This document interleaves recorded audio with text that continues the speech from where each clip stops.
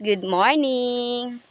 I'm Rosie Dizon. So, nandito ako ngayon guys sa probinsya namin sa Malungon, Sarangani Province. Ito yung bahay ng aking pinsan na si Donna guys. So, ayan, ang dami nila dito mga pananim. Meron sila ditong mga lemongrass. Ayan, oh, ang dami ng mga lemongrass. And also, they have a coconut here. Maraming coconut dito sa Malungon guys. Dahil isa ito sa mga source of income ng mga tao dito sa amin, ng mga farmers, ang coconut. So ayan, meron tayo diyang mga mga niyog. Sarap dyan magbuko salad. Yes, thank you guys.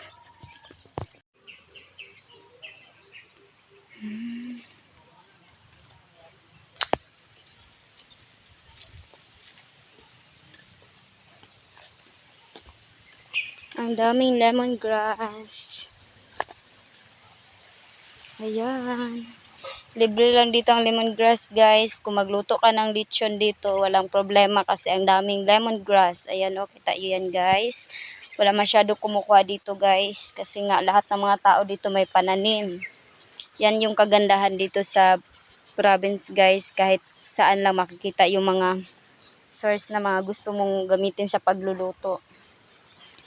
Diyan may iba din kami guys. Wala pa yung bunga dyan. Yung maasim po. Pwede yan siya gamitin pag magpakasip ka ng mga isda. Diba sobrang ganda guys. Diyan, yan, ilog na yan dyan sa baba. Diyan kami naliligo ng mga bata pa kami guys.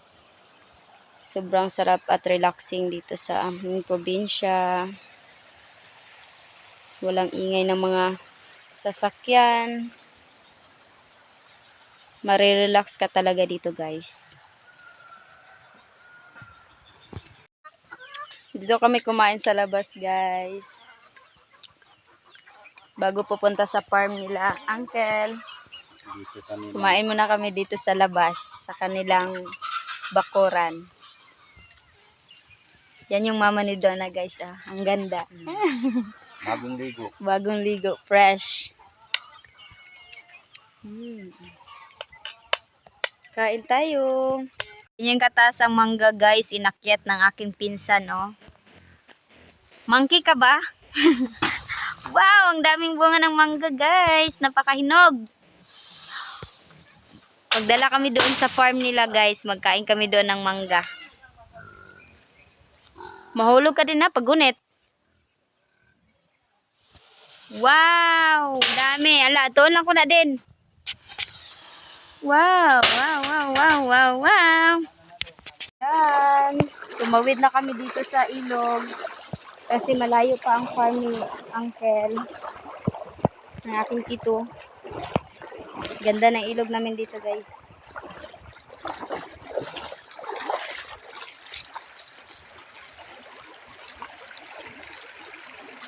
Wow, ang sarap ng ilog. Oh. Sinasakyan ng aking uncle guys pag pumupunta siya dito sa farm. Kabayo. Hello guys, kumain buntag. Kapit ko. Hulog. Ay. Hanga kayo. Monitor sa area mga guys. Yan yung astig ko na uncle guys. Siya yung may-ari nito, may mga mais dito. Diyan sila nag-harvest ng mais guys. So ngayon kunti lang daw yung na-harvest nila kasi nga na-failure.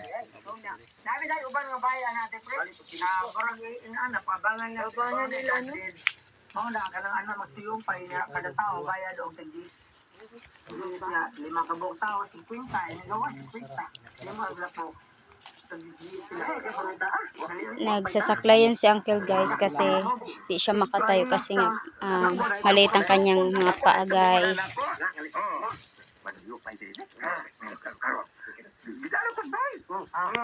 Sobrang sikap ng uncle ko guys, kahit ganyan yung kanyang kalagayan.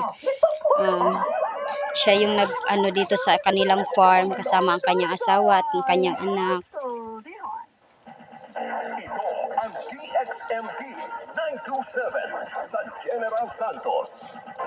Ipagaling na inyo call.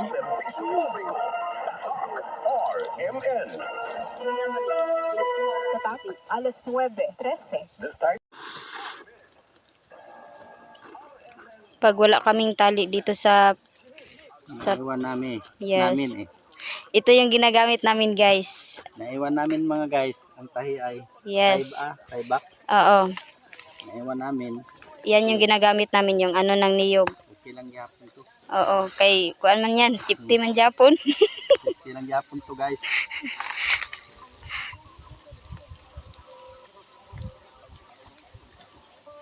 Sanay si uncle sa ano, trabahong bukid.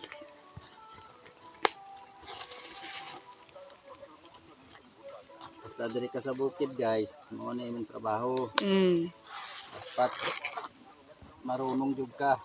Yes, dapat hindi lang isa. Ginagawang trabaho. Dapat boy scout ka dito, marami kang pag wala kang gamit na ano, marunong ka maghanap ng mga ibang source na gagamitin mo, katulad yan guys, yung pangtahi.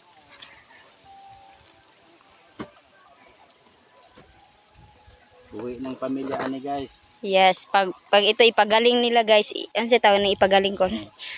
Bigas na to guys. Mais na bigas. I-process pa ito guys para maging bigas. Masarap ito kasi wala siyang medisina, wala mga chemicals. Healthy ito kainin na bigas. Ay, sobrang sarap dito sa province guys. Tapos makakinig ka lang ng radyo.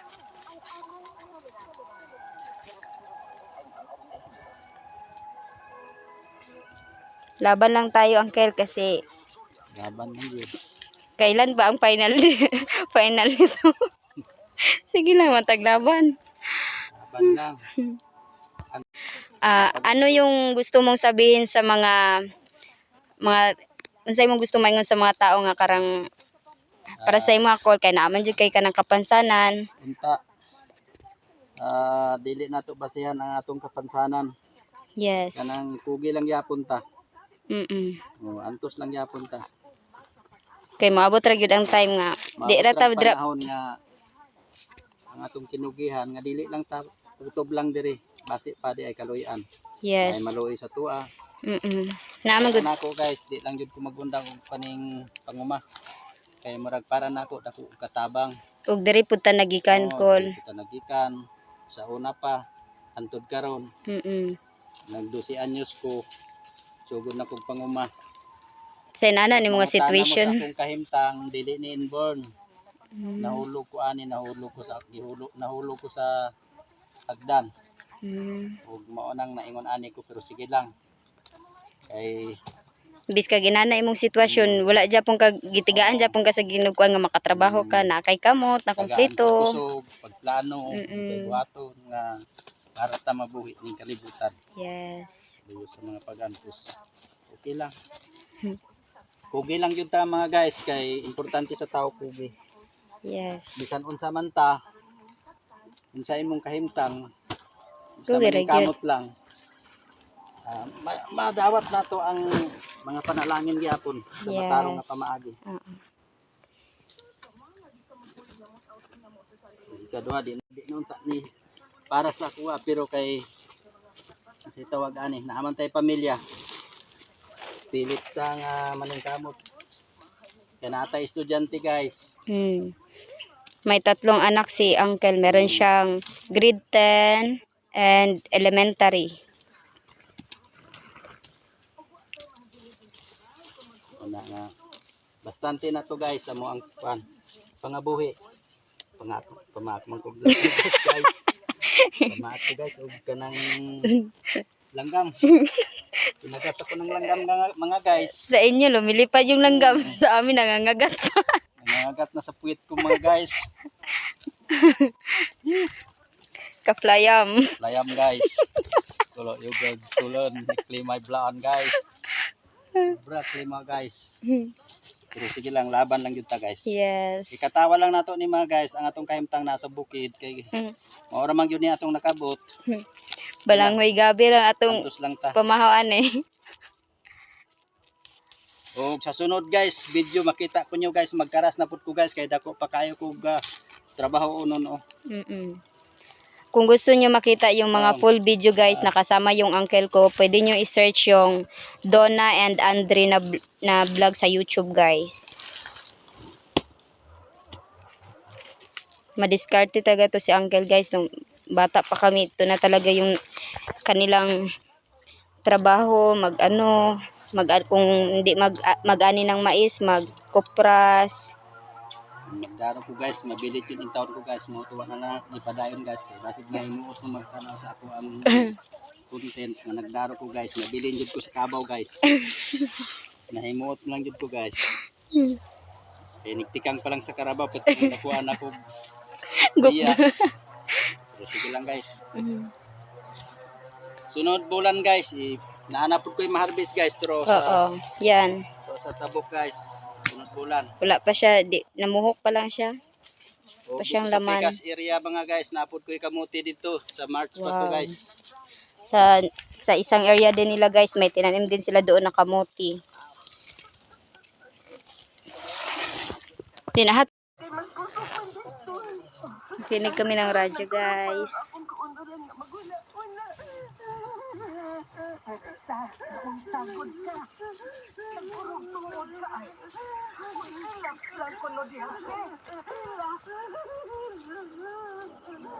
Merinda pa sila guys. Video ko na madali pag naog.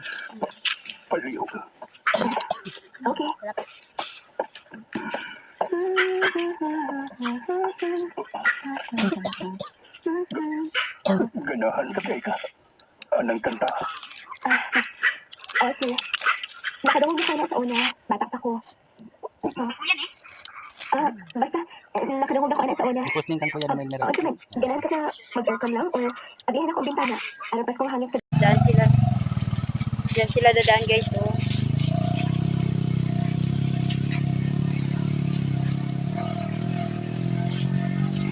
Ito yung kalabaw nila guys. Heh. Heh. Heh. Heh. Nakaligo na ang kalabaw. Sobrang ganda na. Sarap ng ligo ng kalabaw dito guys. Hindi na siya mainit. Mainitan yung kanyang katawan. So sila uncle, nandun na din sila guys. Yung kanyang asawa yung nagdaan ng kabayo kasi si Dini siya yung nagdrive ng motor. Tapos yung medyo na stranded sila doon guys. Yan, ang ganda ng ilog namin dito guys. Sobrang linaw. Ang ganda ng view guys. Kita nyo yan. Kanyang kalawak ang ilog dito sa amin. Libre lang, walang bayad pag maligo ka dito guys. Dito kami nagbabanding ng aking mga family pag may mga event, tapos magliligo kami dito sa tabing ilog. Tapos nung bata pa ako guys, yan kami nagatakbo-takbo, nagaligo. Sama ko yung mga pinsan ko guys. So ayan, sobrang ganda ng view. Kita nyo yan guys.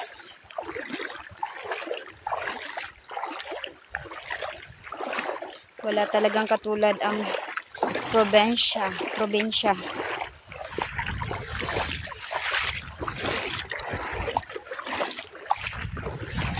Pauwi na kami doon sa kanilang bahay guys.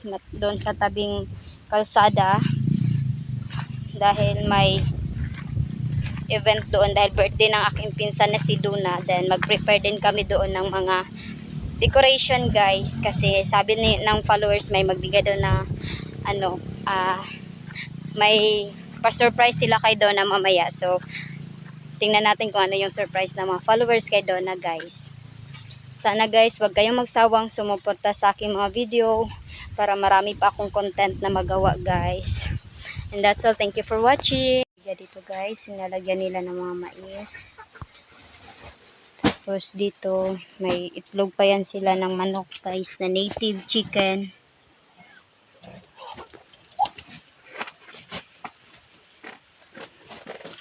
Ito yung bahay nila na luma na guys, na pumupunta lang sila dito pag may pumupunta sila sa kanilang farm. dito nila iniiwan yung mga mais nila guys. May solar din po sila dito guys.